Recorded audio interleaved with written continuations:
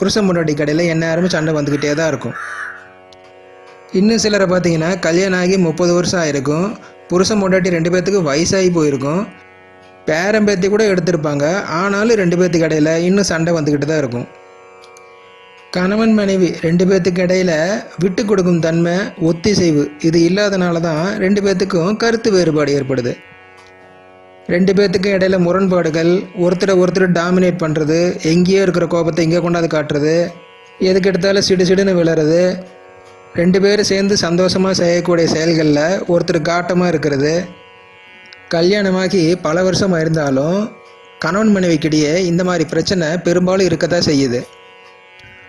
நமக்கு வரக்கூடிய கணவனோ மனைவியோ இதெல்லாம் அமையிறது நம்ம முன் ஜென்மத்தில் செய்த கர்மாவை பொறுத்ததுங்க.